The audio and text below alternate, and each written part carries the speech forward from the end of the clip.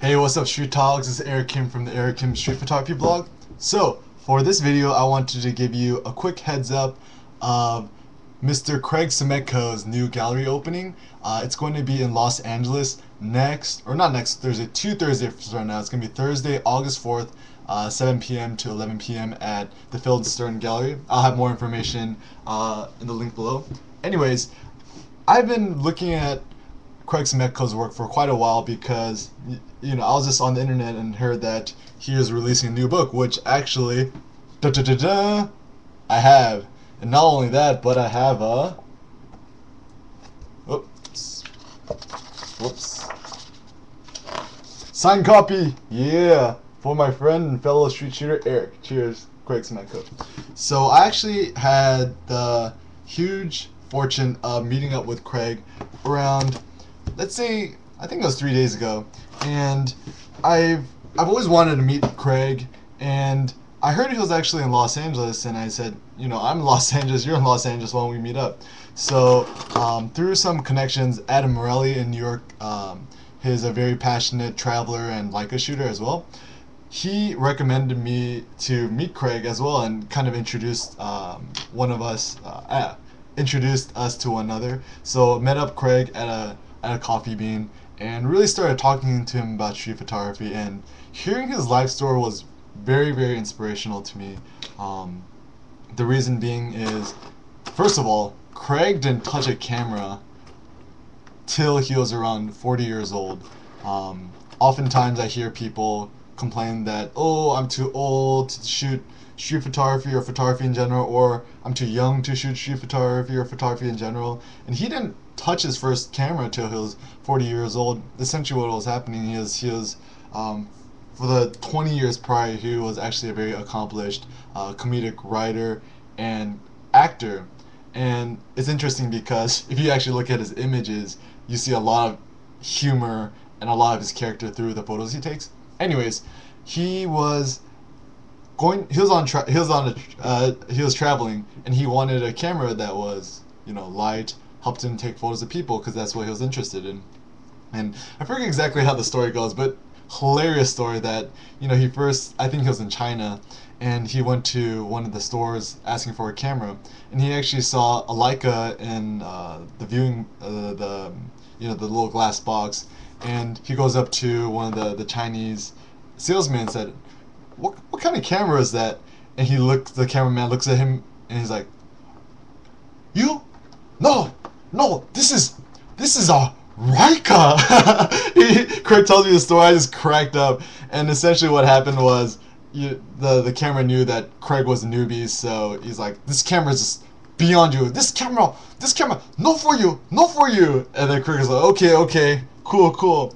And it happens that a little while later, he goes to Sammy's Camera in Los Angeles to check out some new cameras, and his waiting in line for the camera, and he sees the guy in front of him, and who says, the salesman asks the guy in front of him, what exactly do you like to shoot? And that's something that really struck Craig. He's like, really think about what he likes to shoot. He's like, well, I like to travel, I like to carry, I don't want a big and obtrusive camera, so I want to get a camera that is good for me. So he goes up to the salesman and asks, and then they talk, and the salesman's like, okay, if you like to travel, carry light cameras, and have really great image quality and shoot people, you need a Leica. And then Craig was like, damn it, I'm not sure if I need one. And he shows them the camera, he's holding the camera, and Craig told me that when he first held it, it was just kind of like first love, it just felt right in his hands. Anyways, then the salesman tells him how much it was, and then Craig's like, whoa, this is just too much for me to invest in a camera. It's still a total newbie at the time. And the photographer, Craig, is like, I don't know if I want this. And then the salesman said, hey, take this brochure, it was a Leica brochure, all these famous images, and said, hey, I'll see you here tomorrow, and you're going to buy it tomorrow. And Craig's like, I don't know. Goes home, devours the entire book, falls in love with the images, comes back, is like, okay, I'm sold. And the cameraman's like, oh yeah, by the way, that's the price is not including the lens. It's like, oh crap, so he buys the lens. Anyways, so to fast forward, he shoots street photography obsessively for the next 7 years, never really shows anybody his work. Through a fortunate series of events, he actually gets featured history photography right next to the work of Henri Cartier-Bresson at one of his friends' galleries. And it was something very touching for Craig, because Henri Cartier-Bresson was a huge inspiration and source of, he really got his style from there. And you look at his images, you could see how his work corresponds to that of Henri Cartier-Bresson. And he was able to do this gallery. Somehow, somewhere, people from Leica actually found out about the gallery, really liked the images. He actually was flown over to their headquarters in Solms, had a gallery there. He met the guy who runs Tenu book publishing, got a book publishing deal, and now he's doing galleries all over the US and internationally too. And hearing his story, I was like, whoa, that's pretty insane, because although he's been shooting for quite a while now, his career has really taken off within the last 2-3 years. And he has this really awesome book that I highly recommend to everybody. It's great because it's a really good series of work, and the images are just hilarious. Like I said, he was a comedic writer and actor for 20 years. So you look at some of his images, and you just look at them, and it just perplexes you how ridiculous it is. I'm trying to find a good example of one of the images that I really like. There's this image that I remember first looking at. I'm like, this is just wild. Let's see. I'm about to find it. It is right. Where the hell is it? Oh, yes. These are one of my favorite. It's actually in the cover of his gallery opening. Just a bald guy taking a piss. All them Marilyn Monroe's just laughing, look at him, and of course the bald spot on top is kind of like the cherry on top. And also this image, just absolutely perplexing. See these two people with the eyeballs looking at each other. The two people here to the left just really confused.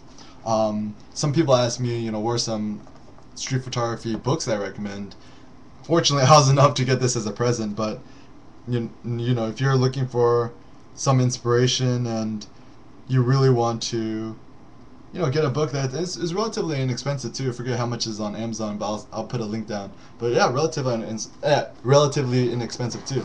Another photo that I really love. It's a car with all these words on it, and this lady's hair just blowing in the air. Just very phenomenal imagery. If you want to see more of the images, you should buy it.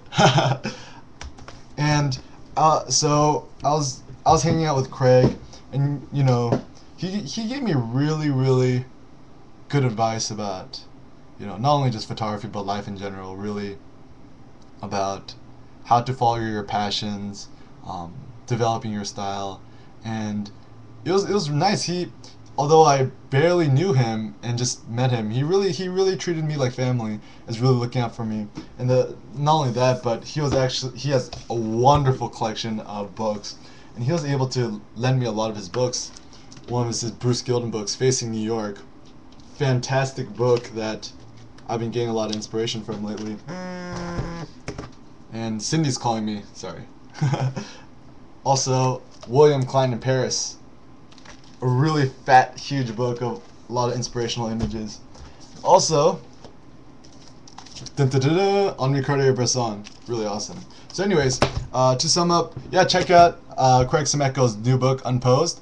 You can get it on Amazon. I'll put a link down there. And also, if you happen to be in the Los Angeles area, August 4th at 7 p.m. to 11 p.m. he's having his opening soon. Anyways, yeah, that's it for now. Stay tuned for more cool stuff. Peace.